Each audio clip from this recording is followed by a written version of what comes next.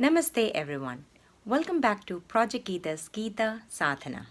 Thank you so much for being here with us.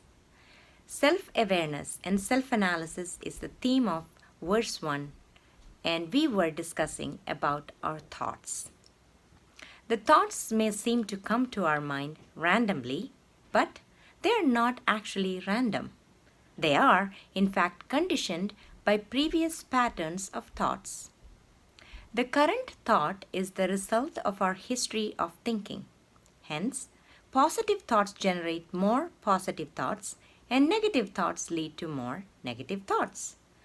The past impressions create what we call samskara. Our inherent and automatic behavioral tendency or vasanas will be according to these samskara or impressions. Vasanas can be good or bad. For example, if someone is in need, we could respond with love versus we could respond defensively because it triggered a previous negative impression. Now, these impressions decide how we behave. We could use the very dynamics of impressions and behaviors to our benefit.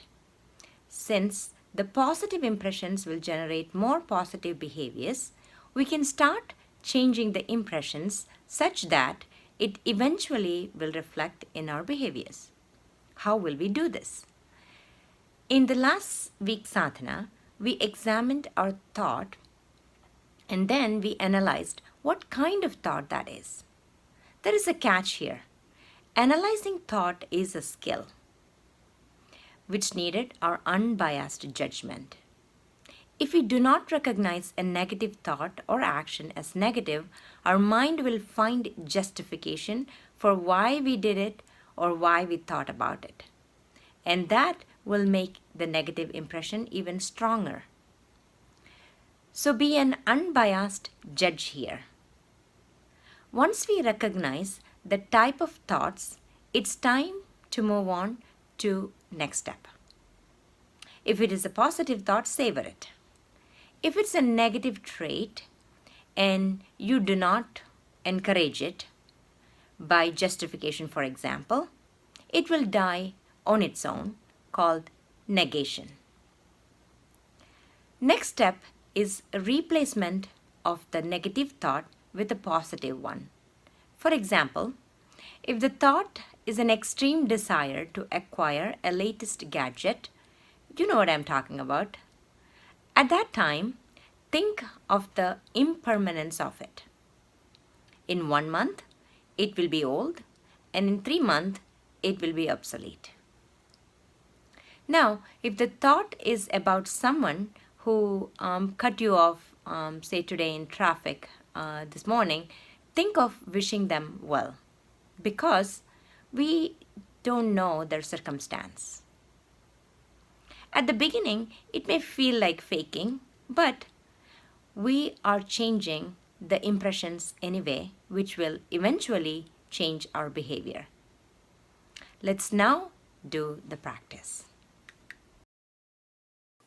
Please sit with your back straight. Gently close your eyes. First, let's do an affirmation by seeking the permission of mind to keep the next few minutes dedicated for sadhana and to set all our problems aside. Now be aware of the sensations in the body and relax the body completely. With next exhalation, relax your toes, ankles, calves, knees, thighs, pelvic area, abdomen, chest region, lower back, upper back, shoulders, arms, palms of each hand, neck, lips, mouth, nostrils, eyes, forehead, back of the head, and finally, relax the crown of your head. Bring an awareness to your breath and let the breath find its natural rhythm. Now think of an unpleasant incident that happened today. Just examine the character of the thought and identify the type of thought that lead to the incident. If it was recognized as a negative thought, do not justify. Instead, replace it with a positive thought. Please continue to analyze this for a few more moments. Namaste.